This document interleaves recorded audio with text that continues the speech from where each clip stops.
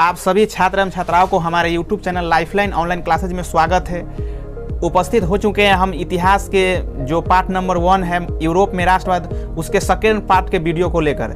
अब चलिए यहाँ पर हम लोग बारी बारी से 31 नंबर से लेकर जो आगे का इसका ऑब्जेक्टिव है उसको देखते हैं। आज सुबह हम 30 तक का ऑब्जेक्टिव सोल्व कर दिए थे। अगर आप लोग वो वीडियो नहीं देखे हैं तो डिस्क्रिप्शन में उसका लिंक दिया गया हुआ है, वहाँ से वो वीडियो देख ले कि ताकि आप लोगों का तैयारी बेहतर ढंग से हो सके। चलिए तो हम लोग देखते हैं बारी बारी से। यहाँ पर ही पहला नंबर क्वेश्चन है, एक्ट ऑफ यूनियन किस वर्ष पारित हुआ? एक्ट ऑफ यूनियन किस वर्ष पारित हुआ? तो ऑप्शन है यहाँ पर 1688, 1707, 1788, 1807 में।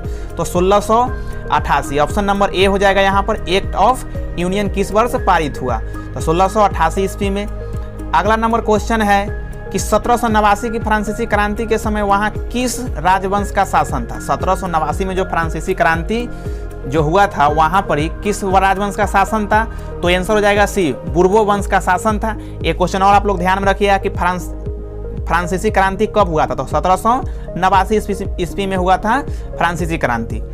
अगला है क्वेश्चन कि नेपोलियन संहिता किस वर्ष लागू की गई? नेपोलियन संहिता किस वर्ष लागू की गई थी? तो ऑप्शन हो जाएगा 1804 ईस्वी में लागू किया गया था। डी नंबर ऑप्शन, नेपोलियन संहिता।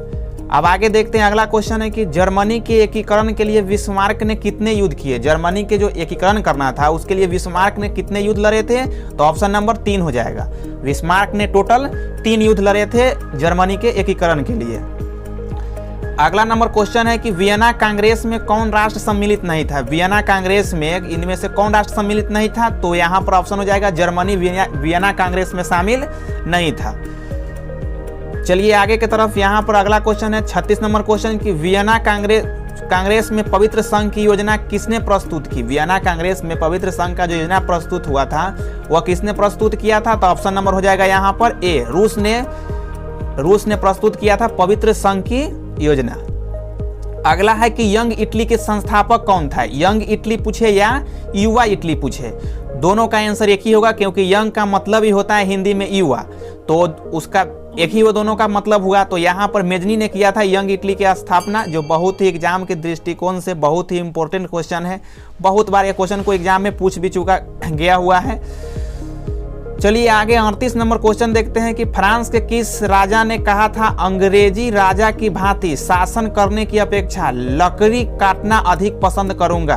फ्रांस के किस राजा ने कहा था अंग्रेजी राजा की भांति सरकार का अपेक्षा लकड़ी काटना अधिक पसंद करूंगा? तो ऑप्शन नंबर हो जाएगा डी, चार्ल्स दसम ने कहा था ये कथन। अगला है प्रासा का शासक कौन था? प्रासा जो देश है वो प्रासा का शासक कौन था? तो प्रासा के शासक था विलियम प्रथम। ऑप्शन नंबर हो जाएगा डी नंबर हो जाएगा विलियम प्रथम। अगला है कि यूरोप का मरीज किसे कहा जाता है? यहाँ पर थोड़ा एरर है क्वेश्चन टाइपिंग में। यूरोप का मरीज किसे कहा जाता है? ये क्वेश्चन तो इस बार भी मैट्रिक एग्जाम में पूछा गया है, आप लोग ध्यान बैठा कर रखिएगा। ऑप्शन नंबर हो जाएगा सी, तुर्की को यूरोप का मरीज कहा जाता है। अगला 41 नंबर क्वेश्चन है कि नेपोलियन ने जर्मनी में किस संघ की स्थापना की? नेपोलियन ने जर्मनी में किस संघ की स्थापना किया था? तो वो किया था जर्मन, यहाँ पर सीधे राइन संघ है लेकिन जर्मन राइन संघ की स्थापना किए थे। अगला है कि किस संधि द्वारा स्वतंत्र यूनान राष्ट्र की स्थापना हुई? किस संधि द्वारा स्वतंत्र राष्ट्र यूनान की स्थापना हुई? तो इसका ऑप्शन हो जाएगा ऑप्शन नंबर डी, एड्रियानोपुल की संधि द्वारा। अगला है यंग यूरोप की स्थापना किसने की थी? यंग यूरोप वही आ गया, युवा इटली, सॉरी यहाँ पर यंग यूरोप है, इटली नहीं है। तो यहाँ पर यंग यूरोप की स्थापना किसने किया था? तो मेजनी ने किया था यंग यूरोप की स्थापना। अगला है नव गुएल्फ आंदोलन कहाँ हुआ था? नव गुएल्फ आंदोलन कहाँ हुआ था? तो इटली में हुआ था नव गुएल्फ आंदोलन। अगला है कि मेटरनिक कौन था? ऑस्ट्रेलिया का चांसलर, प्रासा का चांसलर, फ्रांस का सम्राट, रूस का जार। तो ऑस्ट्रेलिया का चांसलर था मेटरनिक। आगे कार्बोनरी की स्थापना किस वर्ष हुई थी? कार्बोनरी जो व्यापारियों की संस्था थी इसका स्थापना कब हुआ? तो 1810 ईस्वी में हुआ था कार्बोनरी संस्था की स्थापना। आगे 47 नंबर क्वेश्चन है कि 1830 की क्रांति के बाद फ्रांस में किस प्रकार का शासन स्थापित हुआ? 1830 ईस्वी में 1830 की क्रांति के बाद फ्रांस में किस प्रकार का शासन स्थापित हुआ? तो ऑप्शन हो जाएगा यहाँ पर ऑप्शन नंबर ए, निरंकुश राजतंत्र संघीय शासन व्यवस्था। अगला नंबर ऑब्जेक्टिव 48 नंबर है, जो बहुत ही अच्छा क्वेश्चन है एग्जाम के दृष्टिकोण से। लाल कुर्ती नामक संस्था गठन किसने किया था? लाल कुर्ती नामक संस्था गठन किसने किया था? तो ऑप्शन हो जाएगा डी, गैरीबाल्टी ने किया था लाल कुर्ती नामक संस्था का गठन।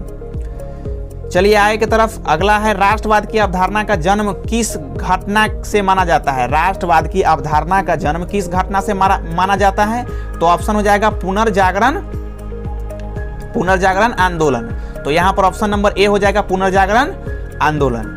राष्ट्रवाद आप लोग समझते हैं ना कि अपने देश के प्रति जब सेवा करने की भावना या अपने देश के अच्छाई के लिए कुछ कर गुजरने की भावना क्या कहलाता है ना? राष्ट्रवाद कहलाती है।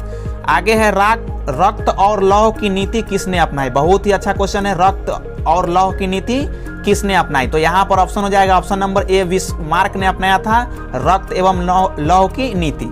या ऐसे भी क्वेश्चन पूछता है कि रक्त एवं लौह की नीति का आलंबन किसने किया? तो ऑप्शन ए हो जाएगा बिस्मार्क।